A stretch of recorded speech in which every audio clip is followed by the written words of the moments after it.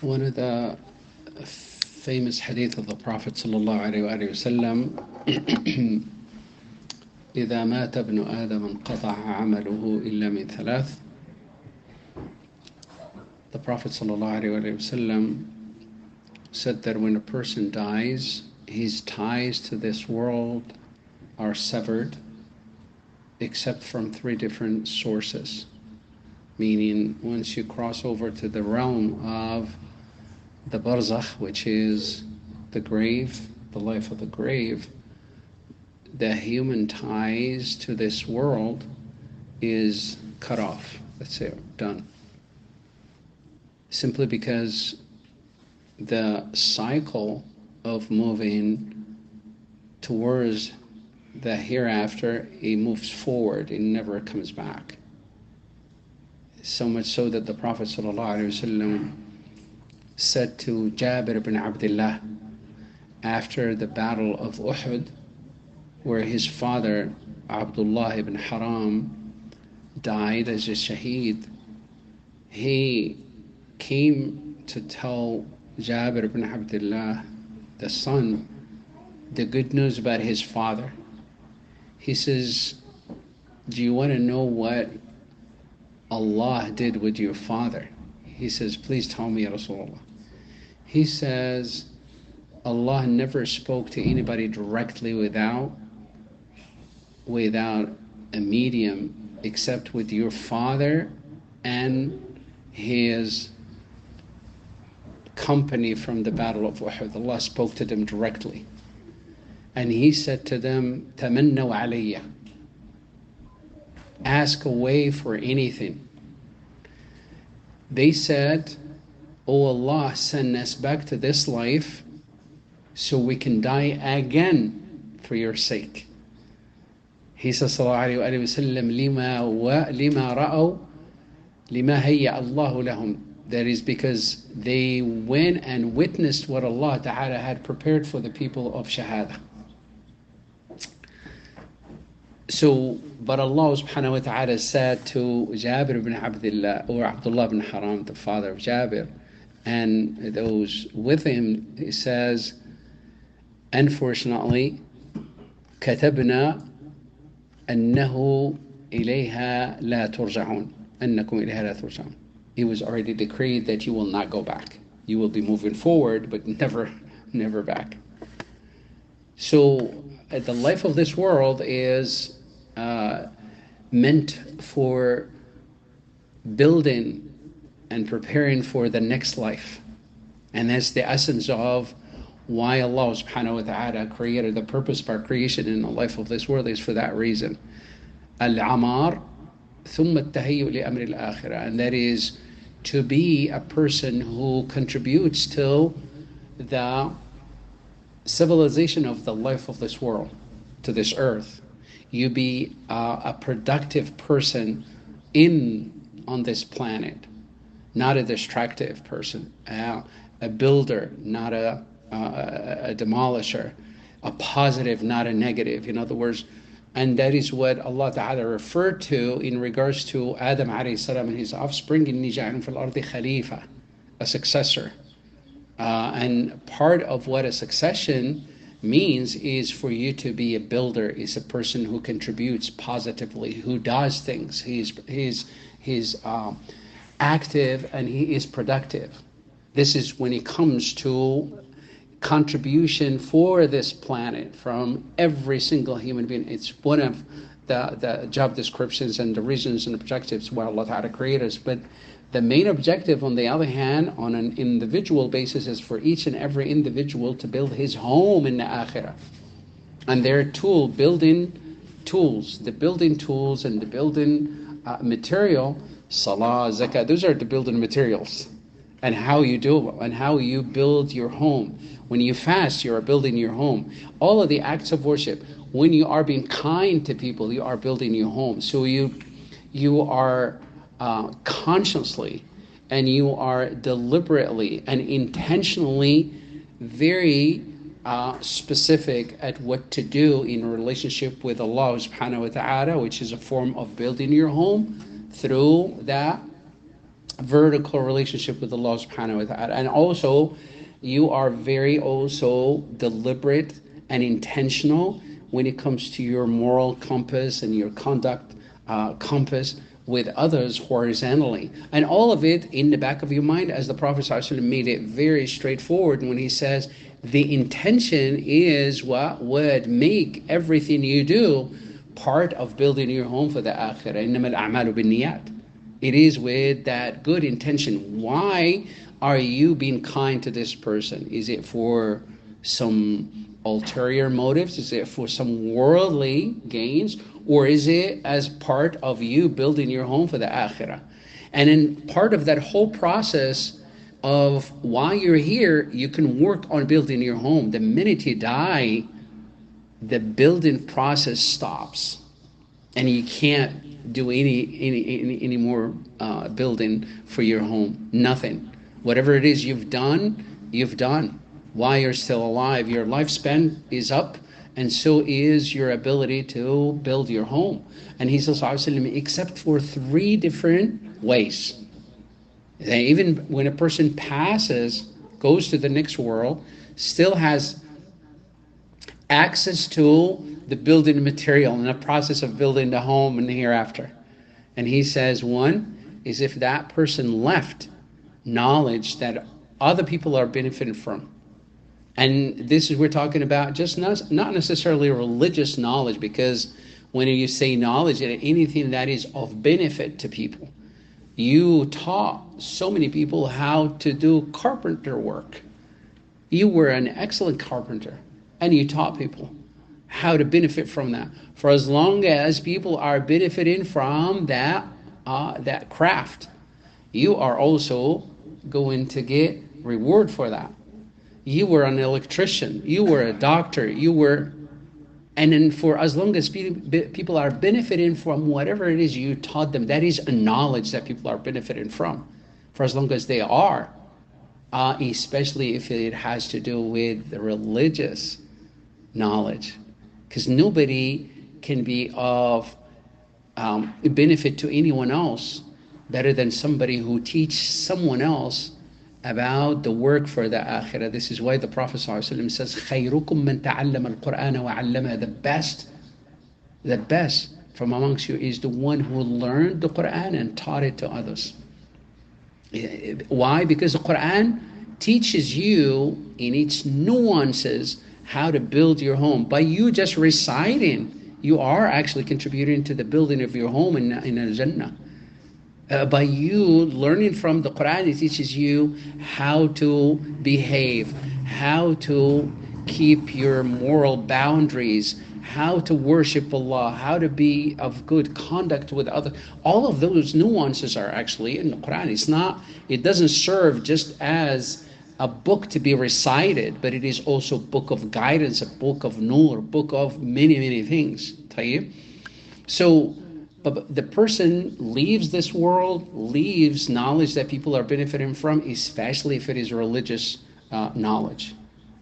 For as long as people are benefiting from that knowledge he left, it keeps generating reward for that person while he is in his grave. The other is an ongoing charity that he left, again, common thread. Others are benefiting from that charity. Example, masjid. Somebody builds a masjid. For as long as people are using that masjid and they are coming in every activity that takes place in that masjid, Quran, people are learning, people are doing dhikr, anything that happens, except that a person will get an equal share of every individual who benefits from the use of that masjid. And if it is digging a well, for instance, for people who don't have water, for as long as people are actually using, it doesn't matter who benefits from that water. As long as people are benefiting, the more they benefit, the more reward that person gets, and on and on. For as long as whatever that person did before he dies, it keeps generating good deeds for that person. Or an offspring that his own, that is righteous, that every time they do something good, they get the reward for that righteous deed. Equal reward goes to him as well. Equal reward. Without their reward being diminished. They will get their reward, full reward. And equal full reward goes to the parents, because they're the one who taught that person.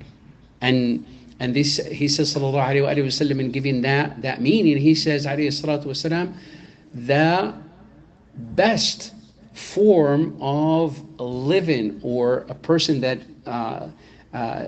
earning a living, is a living that a person where he uses his hand, meaning handy work. And he says, كسب الرجل من يده. When a person really sweats it out. People have so many ways and forms of making a living. But the one where a person works really hard and sweats it out, he says that is the best form of earning in the eyes of Allah subhanahu wa ta'ala. And then he says, by extension, he says, وَالْوَلَدُ مِنْ كَسْبِ الرَّجُلِ. And he says, sallallahu alayhi wa sallam, that also the offspring is an earning that a person makes. It's a hard work that a person does by raising his kids. And he says, sallallahu alayhi wa sallam, other than these three, person is severed. Question comes usually when a person dies, and away from these three, would a person benefit, for instance, from somebody making dua for him? Yes. And he says, sallallahu alayhi wa sallam, and he made dua for those who died. The Sahaba, he used to go to Al-Baqi', the cemetery where many of the Sahaba were buried, and he would make dua for them. And he used to make dua. He wanted to make dua even for his mother, but Allah subhanahu wa ta'ala did not allow him to make dua for his mother. So dua, yes. How about fasting with the intention of a reward for that to go to someone else? How about praying, an equal reward of that prayer to go to that person? How about reciting the Quran? How about all of these good deeds? Can someone do those good deeds, and the reward, equal reward, goes to the people that he would offer them that the reward? Allah subhanahu wa ta'ala, al-fuqaha, in this regard are of two opinions. There are those who go with the general statement of an ayah, وَأَن لَيْسَ لِلْإِنسَانِ إِلَّا مَا سَعَى. The only thing a person will really receive as a reward is for the work that he or she has done himself and the left of this world. And that's his blanket statement, and it is clear, because that's what Allah subhanahu wa ta'ala created for us. As long as we do the hard work ourselves, that is not going to be cheated. But what about when a person makes a dua for someone? So this is why the scholars are of this opinion, two opinions. There are those who stick to the blanket statement of the ayah. The only thing you get a reward for is the hard work you do. And the other opinion of the fuqaha, which is a valid, they say, granted, the ayah does not exclude, does not really in any way nullify or dismisses the gift from someone else over to you. Of course, everyone will receive the reward for their hard work. However, someone else wanted to give sadaqah. Allah will reward them for their sadaqah, weren't they? They are there, but they are offering. This is why this is why in Islam, you don't have the individualistic concept. It's all about community and jama'ah. And it's always about putting others ahead of yourself. It's always being unselfish instead of that individual mentality. Like the materialistic mentality is always individualistic, in a sense that it's always about me, myself, and I, and what works for me. Other people can be collateral, no problem, for as long as I'm ahead. No, in Islam, no, it's the opposite. He says everything is accounted for as long when you wish good for others, let alone when you do good for others, you get the reward yourself. So you're not. So in other words, whenever you have the concept of the hereafter and the reward from Allah involved, you don't feel cheated. This is why a materialistic mentality does not incorporate Allah Ta'ala as the one to reward for everything. So that side is out, and it becomes completely so dry to where what you see and what you get, in other words, and you hear those expressions. Those dismiss actually the notion of Allah Ta'ala rewarding for everything. So, and this is why by comparison they say, Allah subhanahu wa ta'ala, when a person leaves, anybody who offers him anything will receive the reward of what he was offered, what he was gifted. In other words, if we were to, with the intention of doing prayers, and we want equal reward of those extra voluntary prayer to go to our loved ones, they will receive that equal reward. أنا عند ظن عبدي بي. I am what my slaves assumes of me. فليظن بما شاء. Let him assume what he wants. If you assume of Allah subhanahu wa ta'ala good, you will find good.